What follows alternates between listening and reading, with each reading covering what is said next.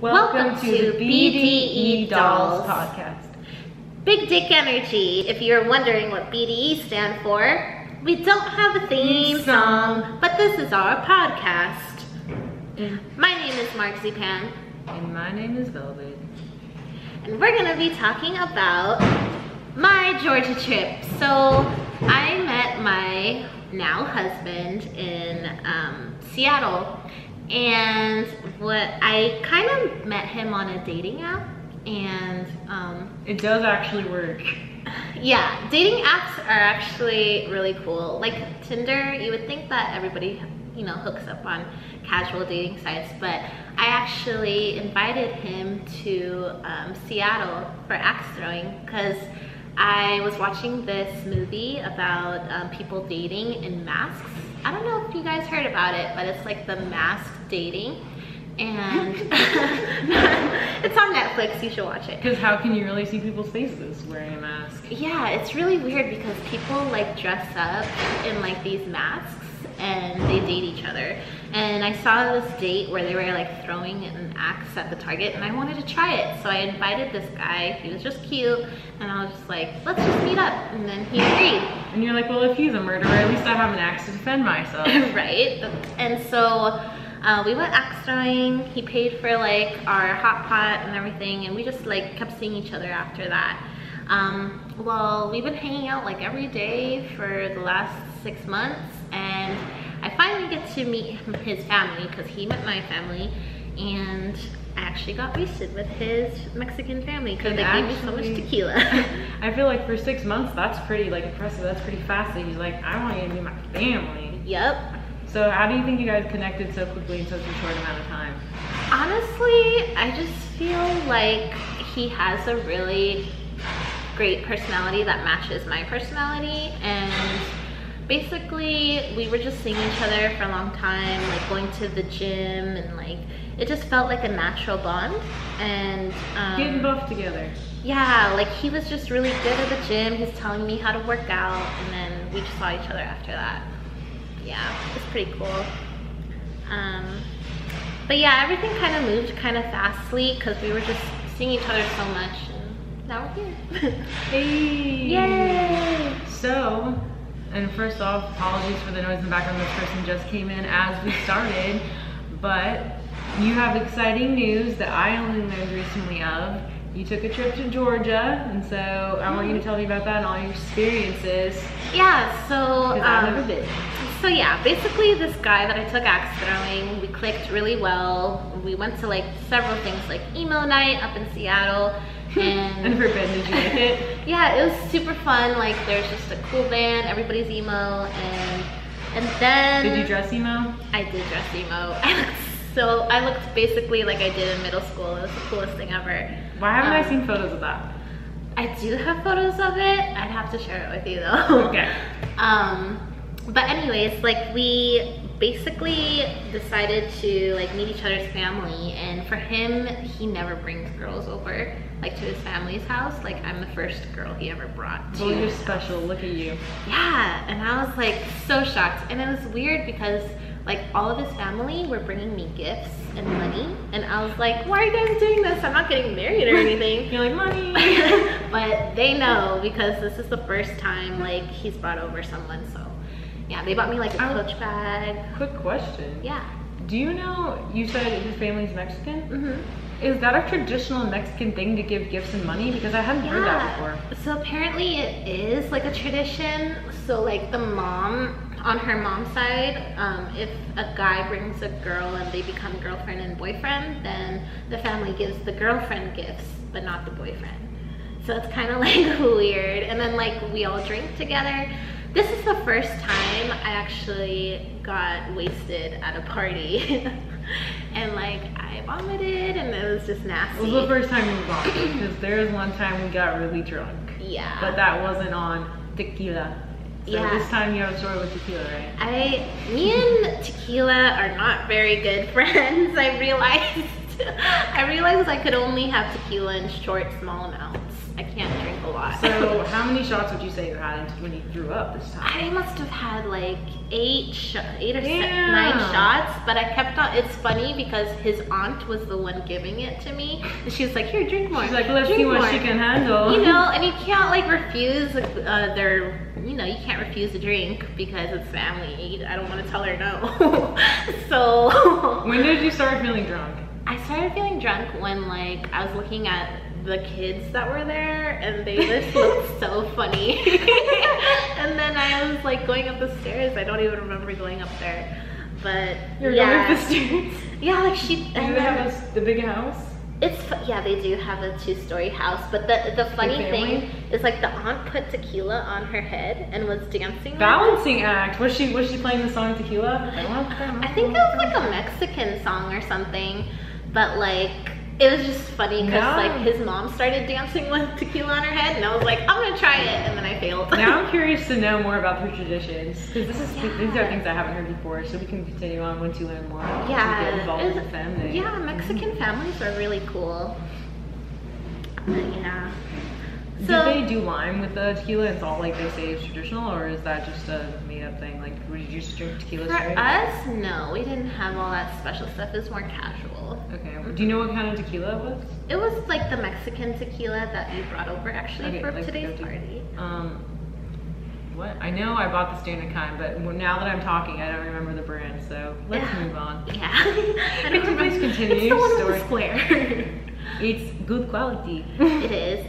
I don't buy cheap. No, continue. Sorry. So yeah, that was pretty fun. It was kind of like it's a crazy love story, and honestly, I never thought that I would be in a relationship after my last relationship that lasted for 7 years. When I met my first love in high school, and that lasted for 7 years.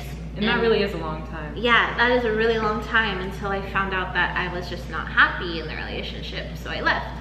And then I did me. I was like single for a really long time. I went to Mexico by myself and just did all these things by myself, did some soul searching, and good for you. I think we all need to do that. Yeah. It's hard sometimes. I was just, I was like so fed up with all these like casual dating apps and stuff. I didn't really take it seriously until like one day I was just like, you know what, I genuinely want to connect with someone, and I'm going to meet them in person.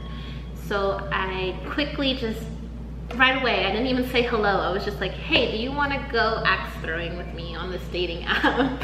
It's actually so cool that you were like using the dating app and you're like, I'm sick of this thing. And then you randomly took a chance and you didn't care, and that's when something magical happened. Exactly. Like I was just so fed up with all these like fuckboys, and like I was just like, you know what, whatever. He turns out to be a fuckboy. But the key was, I genuinely wanted to meet like a new person and get to know them as a friend, and I think that's what helped the most when I set up the date. And like we genuinely connected, genuinely were friends. We went to the gym together. We just did all these cool things together without really like putting a label on it. That's the best kind of friend. You're like, is my squat correct? Yeah, exactly. And it's great because like he's really good at the gym, so he helps me with like exercises and stuff. And then like he used to be a cook, so he cooks really good food. Did you flirt a lot at the gym? You're like, help me with my foot. I can't flirt. Or were you like, bitch, I'm better at doing this than you? I cannot flirt to save my life. I'll just be like, do you like cheese? You know, though, I think you have a flirting style, but it's more accidentally, right? But like you're great at laughing naturally. Yeah. And so that comes off as flirtatious even if you're not trying to flirt. And then you just have great natural hair that I want you to flip it all the time. And I'm a woman. I feel like I'm losing hair though. Well, we all lose hair when we shower. It's part of the cycle. I guess so, it's true. But yeah, I guess I was just being myself, being charming, being friendly, I guess, and that's what happened. He just wanted to see me more and more, so that was fun. But the crazy story is I actually got married to this guy after 6 months. And I know it sounds crazy, and I would never thought I would marry someone so fast, or marry someone at all, or be in a relationship. Yeah. But like the chemistry with it and the connection, it was just like so intense. And Like, I just knew that our personalities were so compatible with each other. I still think that's awesome. I only just found a week ago, which is why I'm not like, ugh, but I was super shocked. Yeah, me too, because I'm so picky when it comes to men.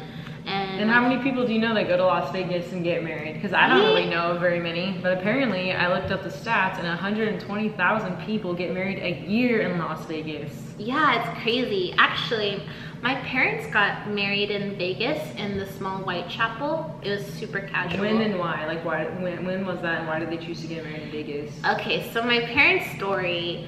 My dad found her on Penny Saver because my oldest cousin put her in the newspaper. The old dating app. Yeah, that was the old dating app, and like. So interesting though. Yeah. People do that and still do occasionally, I heard. But my dad was kind of embarrassed to have a real wedding because there was some stuff wrong with my mom mentally. Aww. So like he just married her there, and then. Wait, oh, in Las Vegas, you mean? Yeah, in Las Vegas. How long were they together before they got married? I actually don't know. That is a good question. I need to ask them. But it's kind of like, I feel like it's a tradition now, is like get married in Vegas. It was an accidental tradition, yeah. It's an accidental tradition, exactly. That's what it is. And like, I'm planning to do a bigger, fancier wedding in the future, hopefully this year. But no tequila? I don't know about the tequila though. Like, that didn't go down. But I guess it's a welcome to the family in the Mexican culture. I think that's also really cool when two cultures can get together. They can learn all the things about the other culture to better understand them, and then you can get on, communicate, and like spread the love. Yes, and they're just so nice people. Like, they just give me gifts, they're welcoming. They treated me like I was their own family member, which is really nice. But yeah. Other topic. Was there any more to the story of you getting married in Las Vegas? That's like pretty much, okay, so in Vegas, we didn't even plan going to Vegas. Like, I went to Atlanta to meet his family. Yeah, what'd you do in Georgetown? Or Georgia, and like, we went to the aquarium, we went to like this Ferris wheel, we went just all over downtown area. We went to like the Punch Bowl with his brother. And so if you had no family there, would you go back, or are you just like, it's an okay city to visit, like if you were just a tourist? I would probably go back just to like explore more, and just meet his family, I guess, again. But yeah, that's pretty fun. I think, we actually went to Las Vegas because we had a layover, and the layover was only 6 to 8 hour layover, which is like a full day. So you weren't going there to get married originally? Yeah, we did not plan it to do it. I want to know that part. So how did that happen? Was he like Marzi? Was he like, just tell me the... Yeah, so like we've been talking about getting married here in Washington, but it's kind of like a harder process, and Vegas is more easy. And I knew that because I know how Vegas weddings work, so I was just like, hey, do you want to get married here? So it's like easier. And we both kind of came to an agreement to do it. So. Wait, so did he ask you though if you wanted to get married and then you suggested that? No, actually, it wasn't like a proposed thing. It was more of like agreement because we've been talking about it for a while. And then I was like, you know what, let's just do it. Let's go to Planet Hollywood, get some rings. And we went to the gift shop and we bought rings. Wait, let me do you have your ring on you? I left it at home because I was doing some cleaning. But is it like silver, or like are you just gonna get a nice one later? It's just a silver. Yeah, it's just a silver diamond. Nice, yeah, we're gonna get like real ones later and just have like a real wedding because this was crazy. To me, this is pretty crazy for me, and I've done some crazy stuff. But yeah, so that was fun. Yeah, girl. So happy for you. It was kind of cool because it was like a fast lane marriage where you just go in, do it real quick, and then you're out. Get in, get out. I was literally wearing a hoochie mama dress that his family gave me. Like, it was like a tank top so dress. They didn't know you were getting married then? They didn't know at all, but they gave me gifts and like that hoochie dress. Like, his mom was like, throw it away, but his tia was just like, work it, girl. That's so interesting. Like, would you say his mom's like, wear traditional, cover yourself up? Yeah, she's more traditional. His aunt was like, wear the sexy thing, work that body. Yep. Yeah, she knows how crazy, I guess, young girls could be, because she was probably like a young, crazy girl before she settled down. Yeah, so that was fun. Nice. What color was the dress? it? The dress was like actually snakeskin. It Whoa. looked like cheetah. It does sound like a sexy hoochie mama. Yeah, it's definitely a hoochie mama dress. Do you have pictures of that later? I do. I have to show you. Okay. Good. All right. Well, thank you for telling me your experience because I just wanted the podcast to know. Yeah, for sure. And we were going to talk about the movie Heidi in this episode. Yes. That may sound random, but have you guys ever seen Heidi? The one with Shirley Temple. I think it's like 1930. Something. It's like 1930 or 1970 something, where like Heidi is cute Shirley Temple. I don't think in the 1970s because Shirley Temple started in the 1920s. Oh yeah, never mind. Scratch that. I don't know. I'm drunk. I don't know. No, she's just kidding. No, tell me when you watched it and like how to make you feel. Why'd you watch it? Yeah, so I watched Heidi when I was like really, really young. My grandma on my dad's side recommended it to me, and I rented it from the library. And I just really fell in love with the movie because, you know, like Shirley Temple is so charming. She's so cute with her dimples and curly hair. Yeah, I loved her since I was a kid. Yes, I just love her charming personality. And it's really interesting because she goes to see her grandpa in the mountains, and like the grandpa's really like sour and stale, kind of like the Grinch. Kind of like sourdough bread, just kidding. Yeah, he doesn't like anybody. He's super sour, and like he just doesn't want anything to do with anybody. And so she goes to see him, and she's just like lets herself into his house and like makes herself comfortable. Yeah, and just like she's so cute, and she's humming, and he like soon realized, what's this child doing? Like she's kind of cute, and yeah, she sparks the joy in his life. And if you're all like, duh, I've seen Heidi, well then, you know, too bad, but you know it's a great movie then. It is if a you great haven't, movie. go watch it because it's a classic. Go watch and it. we want to know what classic movies you love that you've taken from your childhood and thought about throughout your adult life. Yes. And that's one of the first movies I feel like that I can remember crying to. I watched it when I was like 10, and then the ending, I'm like, they don't remember who she is. Yeah. And then my family was like, it's just a movie. Yeah, I cried to like Frosty the Snowman when I was a little kid. The snowman that melts. Oh. Okay, so our next topic. Oh, to add to the wedding thing, I was just gonna say, seize life by the balls because yes. You've been through a lot. You didn't expect to get married, but you're living your best life, and you know, at the end of the day, love is really what matters. So if you have someone in your life that you're just arguing with a lot, like take the time to go to therapy and work it out because you only live one life and you never know when they can die. So just seize life by the balls. Yes, definitely put your whole heart into it. I feel like this world has become so materialistic and like always busy, but it's good to just take time to be genuine. Like there needs more genuine people in this world. But yeah, what other questions you got for me? Throw them at me. Okay, so next topic is, do you think soulmates are real? Do you think there's one person for everybody?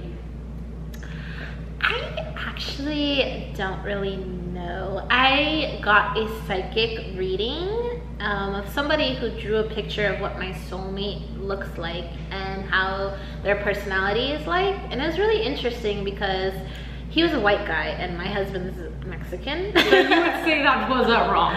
So that could be wrong. You're like, boo. But yeah, I feel like you go through different stages in life and you have a soulmate in different stages. And then like, interesting. Because I feel like you can mesh with anybody. Like I've had multiple dates and like 2 boyfriends, but I could find myself really like vibing with different people because I'm very much a people person, and so I feel like I could vibe with a lot of people and I could feel a really big connection with a lot of different people, but they're in different stages and phases of my life. I agree with you about it being like kind of a timing thing where people are in your life a certain time to be a lesson learned. But do you think all those people are your soulmates? Because I don't think they are. Yeah, there might be one specific person who might just be like your shiny, like, your person. But like, although we never own anybody. it's like, how do you know though? Like, how do you know? I think, well, long story short, because I don't want to get into it, but the first guy that I actually loved, but he was a douchebag, I didn't actually know if he was my soulmate. I just wondered about it, but then, and I'm grateful that we didn't end up being together because he's kind of an idiot, and now he's fat with another lady, so it's all good. And he looks ugly. Anyway, but I do think that person taught me lessons in life that helped me grow to be open to the idea of a relationship with the person that I love. So. Yeah, same for me. Like, I was with my ex for 7 years. I thought we were gonna get married. And did you think you were soulmates? I thought we were, but he was not matching with me. I didn't feel any connection after 7 years. I was just really unhappy with him as a person. When did you feel the initial connection, and did you feel it with your heart? Did you feel it with your soul, your spirit, or your body? Or I just felt it spiritually and emotionally, I guess. Oh, but yeah, he was your first, right? He was my Not first. To be too into your business. No, yeah, he was my first love, so that taught me a lot, because that's your first feelings of love. And so yeah, I feel like you always attach to that person. You are I could be attached. wrong, but I mean that's what it seems like. Yeah, and it kind of sets you up for like the next people that come into your life, I guess. But yeah, I mean, things change, so that's why I think like there's different stages and phases of people coming and going. So I feel like there's not really too much of a specific person who is a soulmate. I just kind of think you're in a different phase in each life, and you have that soulmate in each phase, which is kind of sad, because aren't you supposed to have like one person your whole life? But it can seem different for some people. Like, I feel like there are a few people out there that never want to be married, and I'm like, maybe that if they don't want to be married, and they never want to be in a relationship, maybe they're not meant to be. Like, like God wanted them to be that way, and then there's also, you know, people that really want to have kids, blah blah blah. But I want to ask, do you, now that you're with you are married, and you believe truly that this man is your soulmate, do you see and feel way different in this relationship than in your first relationship, where you thought, well, he could have been your soulmate, and you realize now that he never was? That is a good question. I never really thought about. I would say this one is different from my first one for sure, because I learned a lot from my first one that now in my second one I could read the patterns and stuff like that. But I just feel like the personality that I'm with right now is way better than the other person that I was with before. Do you think that your husband now brings out the best in you? He does bring out the best in me. Like, I actually want to be better. Yeah. I think that was me from the start. But the thing I like about him is he's more patient than my first boyfriend. Patience is definitely important. He's way more patient and understanding, and I feel like he's just more mature as a person. And maturity helps for sure. Like, you cannot grow with somebody who's immature. But Peter Pan syndrome. Yeah, so I'm just really glad. For someone who's as young as him, he's very mature. I'm really thankful for that. I feel like I'm mature, but patience is a virtue that I struggle to have at times. So I know I'm still working on myself and still growing. Aww. But who isn't? Because we're all human. And yeah, for sure. I know I'm a patient person when it comes to people, but when it comes to like things that have to get done, I'm not patient. I'm like, we gotta get this done. But, I guess. Yeah. At the end of the day, then, what do you think? Like, how did you know for sure? You're like, I'm okay with marrying this man. He is the one.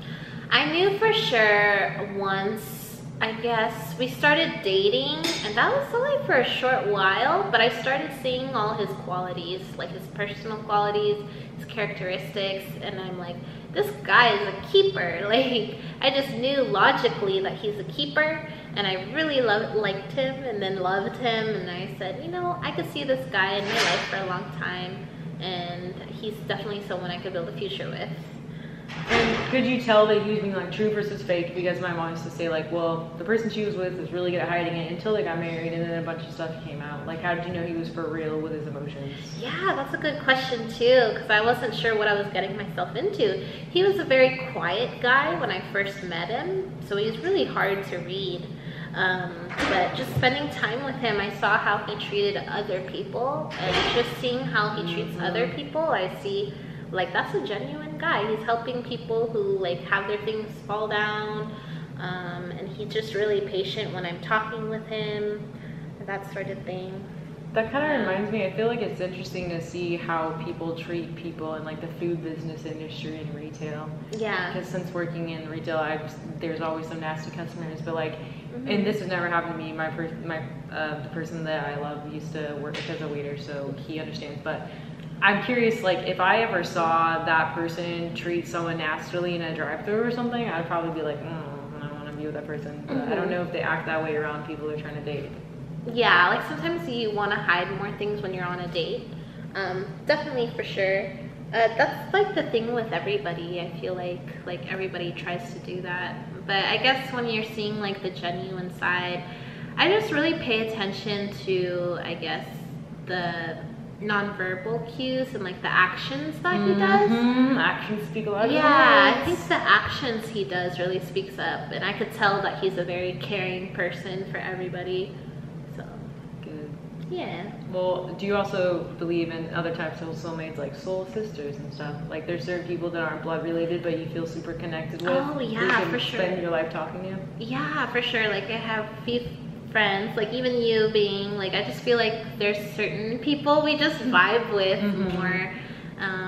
Certain people that we can actually like accept, and you know, I have like many friends, but I feel like I vibe with only like a few close friends.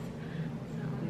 I definitely like to believe in the idea of soulmates, but like you said, I guess if you were with someone for a long time and they like died or something, I guess I can see you could find maybe another soulmate in the future to be with if you really wanted to be married, if that was the thing that was meant for you.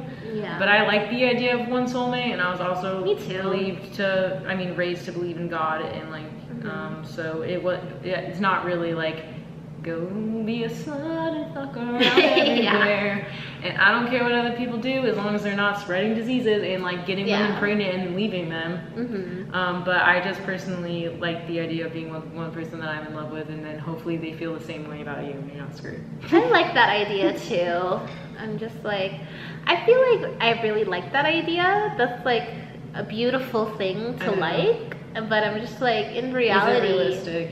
Yeah, just thinking in reality, like when someone dies, you could find another one, and I do definitely think that soulmates exist for some people. Like, I do think it's a real thing. I guess I'm wondering, do you think if we weren't raised that way, or if Disney didn't make all happily ever after movies, that women would think that? Because I feel like as a kid you grow up with a lot of expectations, but then men can do whatever the fuck they want, and like, do you think you'd think that way if we were taught like how boys are raised?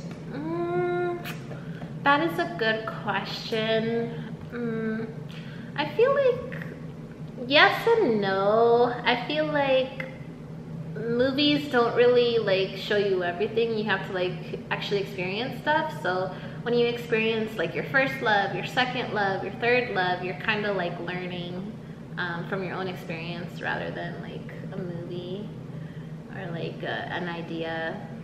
Ooh, okay, another question. Do you think that's like, how many loves would you say? Because I feel like the third love is kind of a thing that happens. So like I've heard like the first person you meet, you love, not always obviously, there's high school sweethearts, but like they break your heart, but they teach you an important lesson, which opens you up to like a second person. But this is semi my experience anyway, but for some reason you both were good, but when the time was right, things didn't work out, you weren't really soulmates. And then the third person, when you finally give up on your love and you're like, oh, this is my last shot, and you're not expecting it, then it happens, and then you're deeply in love with that person. Do you think that's kind of a thing? I heard about that actually. I heard about like your first love is this, your second love is this, your third love is this.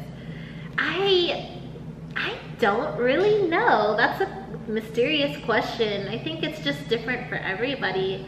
Everybody's so like individualistic, so think you just know, like once you just know that you're with the person, you know. But you also have to consider like relationships change throughout time, so you have to accept that the relationship's gonna change. Like you can be so in love with the person and like you guys are like tying the knot and everything, but a few years later you can feel very unhappy because you're, you know, you didn't do all the things you wanted to, like you have kids now. And so yeah, I just feel like relationship dynamic changes throughout your life, and you just have to be willing to accept that, or constantly work on it. Yeah, like constantly work on it and like try to make it work, or pull back away from it if you can't handle it. Yeah. But like actually try and not just leave or not talk to the person. Because I know I have a good friend, and her sister has been married to this guy pretty much since like college for years and years. But now she like hates him, and she doesn't like have sex with him because she used to have cancer. So that now they haven't had sex for years. And instead of like communicating with him and going to therapy, she's just like, don't touch me, bye. And I feel kind of bad for both of them. But he also is an alcoholic, so like I get why she doesn't want to be with him. But then it's like either divorce or like work it out. I understand that too. Like in my first relationship, that's kind of what happened to me. I was like, wow, I just really don't like this guy. Like I thought I loved him. I thought that he, you know, he was my first love. He was everything. But then later, I'm like, wow, I just really don't like him. Do you think that's because you grew a lot in your character as a person and he just never grew, or you just fundamentally didn't belong together because you liked the idea, like he was nice to you and everything, so you got with him, but you were actually like didn't have anything in common? Yeah, like it was a mixture of both of those things actually. I just thought that we were so good, and then like I grew up more, I went to college, and he just stayed in the same place. We just didn't match anymore. It was a different time. So sometimes you just can't deal with that. You have to get out of it. There's sometimes you just have to get out of the relationship because it's not the right fit for you. It's also, I feel like it's different if that person's like, for instance, they're like, okay, you're growing and you're asking me to change, and now I'm really working on it to change, then I feel like you should stick it out with them. But if they're like not even really trying at all, and it's not that they're a bad person, but it's like, for instance, if they're doing things that like aren't even like, they're not even trying to improve their life. I remember you telling me about that. Like they're just like, I'm okay with living a blah mediocre life, which some people are happy working 9-to-5 jobs because they don't have anything they want to do. They don't have a passion. But for you, you're like, I have ambitions and passion. So I feel like that's why that really, I mean, relationships like that can't work, because the one person doesn't want to, they want to be stagnant. Yeah, you definitely have to have the same direction as your person. Like you guys both have to be on the same page and have the same like similar endeavors to move forward. Because if it's too different, then it's gonna be like you're spending your whole life explaining yourself to this person who's just like, and you keep explaining, but they don't want to listen. I was gonna say, I also get that it's hard sometimes to get out of a job, because I work 2 crappy jobs I don't like, but I'm like, I also have rent to pay, so like, but I'm at least like trying to work on myself. Yeah, that's good. That's a good thing. I also think like a relationship is 50-50. Like you can't just expect one person to put all this effort in and the other person to like accept that person. That person has to also put 50-50 in. Yeah. It's gotta be 50-50 for everything. Definitely. Yeah. Well. Yeah. The next thing on our topic for our episode. Next topic. Unless we end it here and do a part 2, what do you think? We could pause here and do another episode. Alright, well then in that case, until next time. Until next time, guys. I'm your host, Velvet. Forget my real name if I can't edit it out. And I'm Marzipan. This is BDE Dolls. And we Big hope Dick Energy. You take the big dick energy. And we have big dick energy. We have, okay, let's do it at the same time. 1, 2, 3. We have big dick energy. Yeah, okay, that's it for now. Thanks for joining, and we'll see you next time. See ya.